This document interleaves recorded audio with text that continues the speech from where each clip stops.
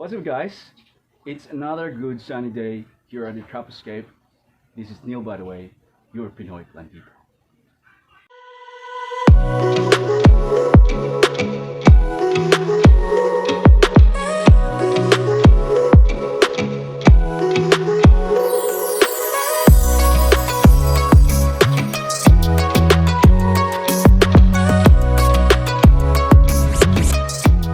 And today I'm so excited because we'll be talking one of my favorite plants, Syngoniums or arrowheads. And based on experience, I'll be sharing to you guys the secrets in growing lush and healthy Syngoniums, just like this. Actually, guys, I rarely talk about plant care. Have you observed? There are only two episodes wherein I talked about plant care, and that is something about caladium, and the second one was about calathea.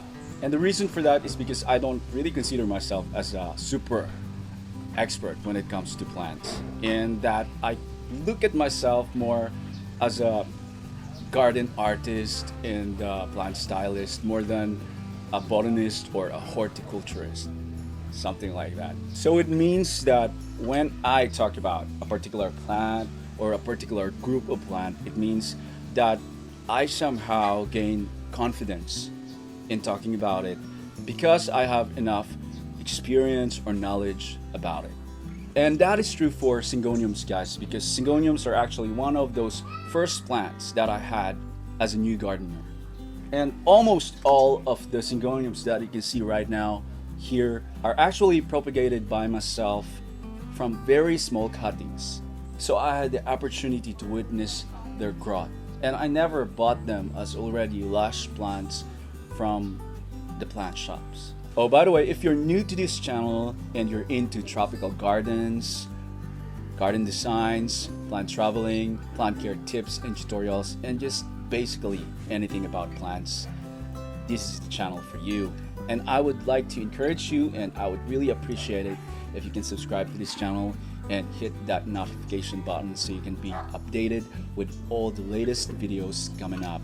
And if it's not asking too much, you can also like or share some of the videos that you can find here. Alright, so let's talk about Syngoniums. Syngoniums, or arrowheads, are found in tropical areas of the world, particularly in South to Central America, and some varieties can also be found in tropical Africa. If calatheas are known as divas and prima donnas of the plant kingdom, Syngoniums for me lives the thug life. You know, they're very cool and highly adaptable to a variety of environment, soil, and conditions.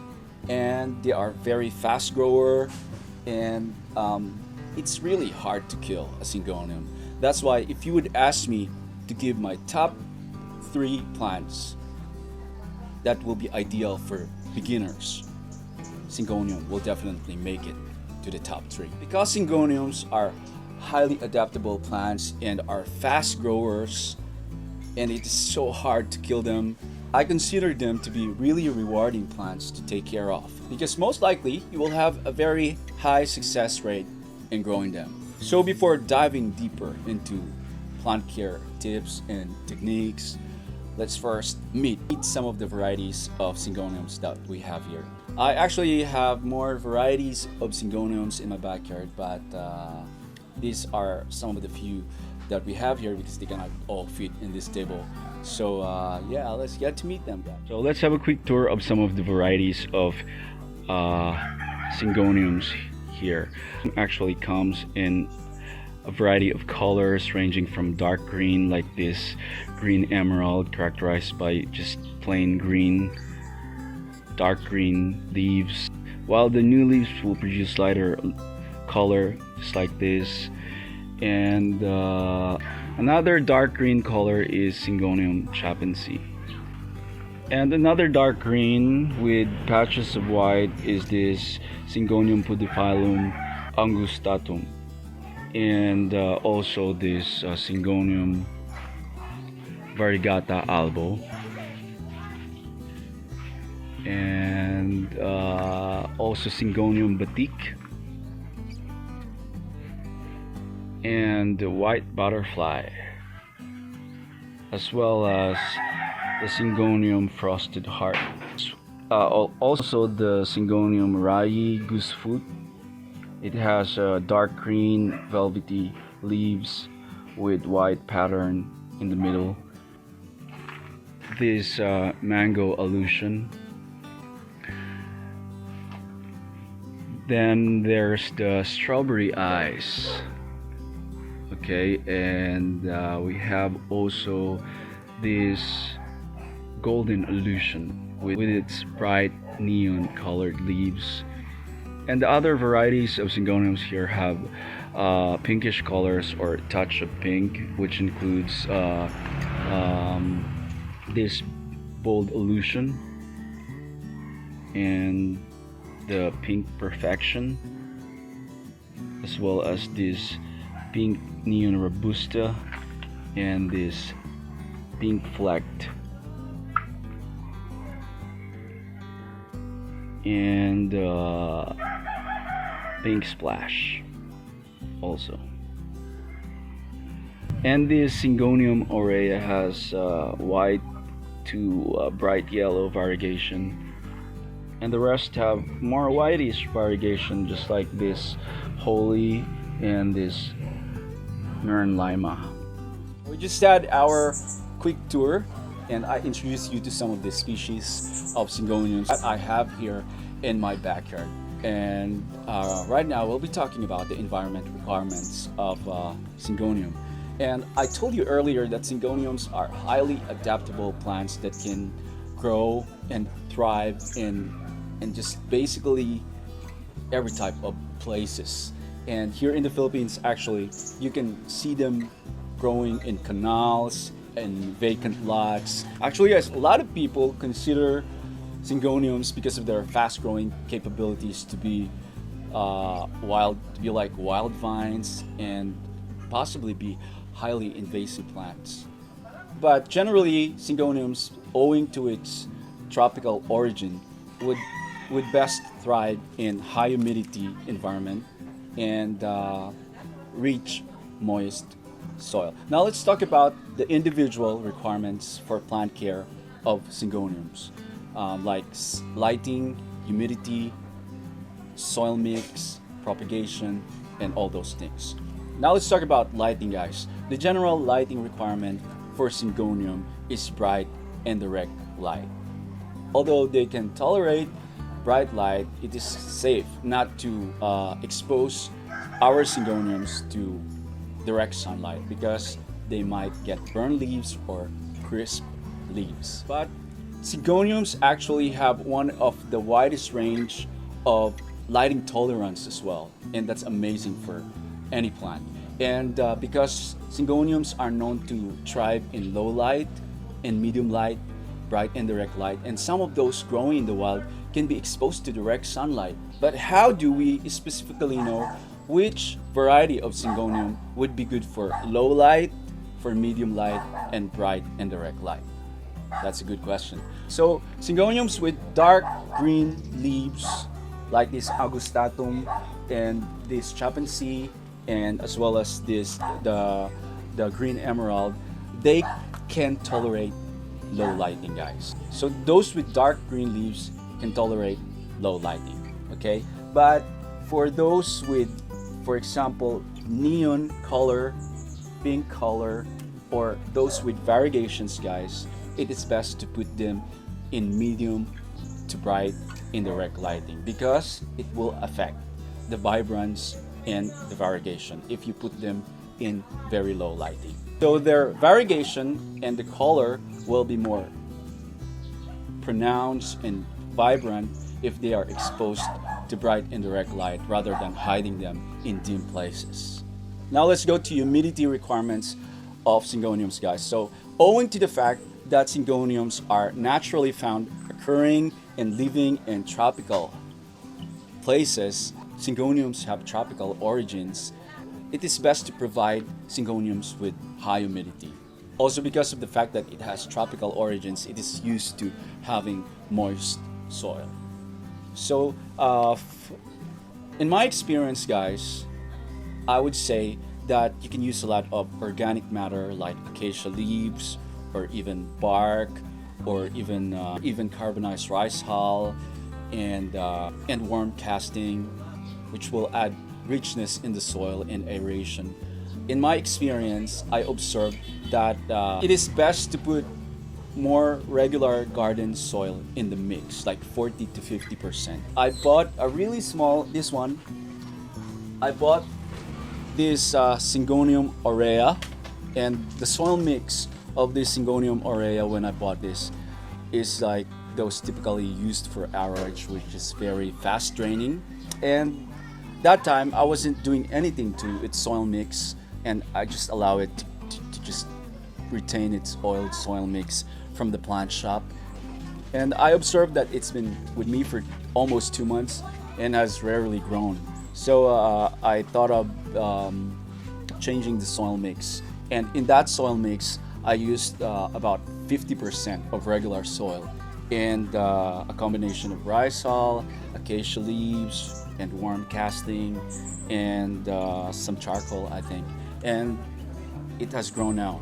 This has been for just 3 weeks after I repotted. I repotted it with just 2 leaves, and the other leaf died. So there was just 1 leaf left at that time when I repotted it using the new soil mix. And I observed that it has grown really, really fast. Now, most of the Syngoniums I have here also have the same soil mix with a lot of garden soil and just a little bit of all those organic material and mixes that improve soil aeration. Now let's go to watering. Watering Syngoniums, I just water them 2 to 3 times a week. And actually, Syngoniums are one of my most neglected plants. Basically, my garden is full of neglected plants. I don't actually, could you believe this, guys? I would just like to share this to you. I actually don't spend even an hour or 2 hours in my garden every day. Okay, so because I'm actually a very busy person, I have a daytime job, 8 to 5, and I'm also a law student for the longest period of time at night, and I only have like Sundays for everything, including gardening. So maybe if I have time for the rest of the week, that will be just for watering and not really like to check every plant that I have here, considering that I have like 1,000 plants, more than 1,000 plants in my backyard. So most of the plants here are neglected. So basically, factoring in the growth success of the Syngoniums here in this backyard, I would say that again, a big part of that is something to do with the environment.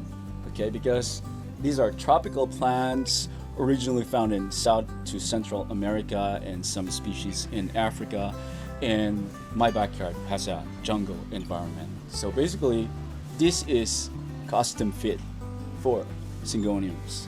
All right, and another thing is because of the natural characteristics of Syngoniums being highly adaptable and easy to care for plants and chill and cool, and I call them the tug life plants. You know, because you can just neglect them and they will still look amazing. Okay. Now, if you would ask me about fertilization, you obviously haven't watched any of my videos where I said that I don't use any fertilizer, but it's actually a personal choice, guys. It's something that why why really I don't use fertilizer. Oh, let me see. Before I tried using fertilizer, and yeah, the first time I used fertilizer, I had a bad experience, guys. It's because I put fertilizer in my calatheas, okay, and then these calatheas, they almost died because of fertilizer, because I didn't know that time that calatheas are so sensitive when it comes to fertilizer. So I ended up almost killing all my calatheas, and because of that I had a very traumatic experience. I said I'm not gonna use fertilizer. And the second reason for that, guys, is because even without using fertilizer, I am achieving the look and the lushness and the health that I am expecting from the plants here in my backyard. I'm basically happy with with how they're looking. So I thought I don't need a fertilizer. But of course, I think if I will use fertilizer, they will be, like they will have bigger stems and they will look more lush. Definitely, definitely, guys. And for you too, I'm not discouraging you in using fertilizer because if it can help you, hey, go for it. Okay, so what else do we need to talk about? How do I make my Syngoniums look so lush? Okay, here's the thing.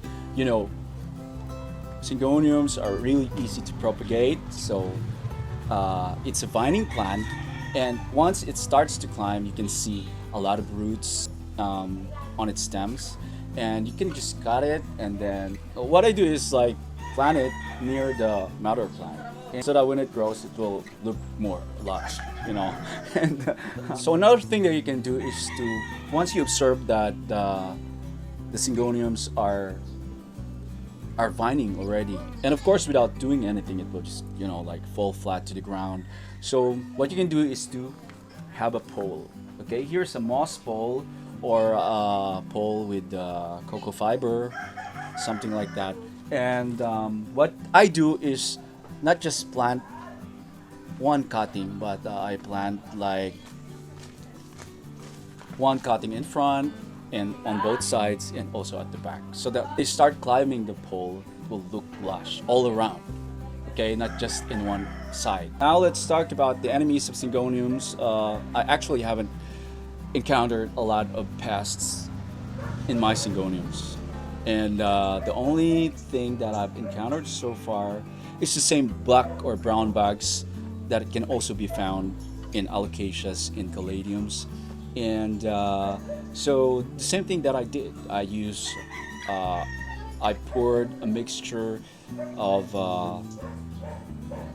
crushed chili with 1 tablespoon liquid detergent, 1 tablespoon oil, and 2 tablespoons vinegar in 1 liter of water.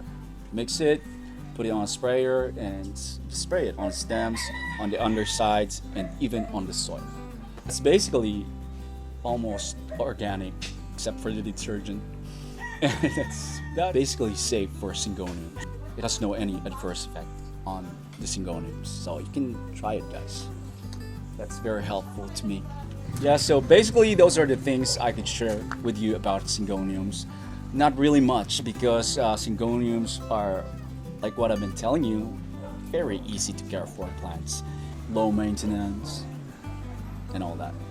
Alright, so I hope you learned something today, and I hope that you will enjoy your Syngoniums and that you will soon have the lush and healthy Syngoniums that you have always wanted.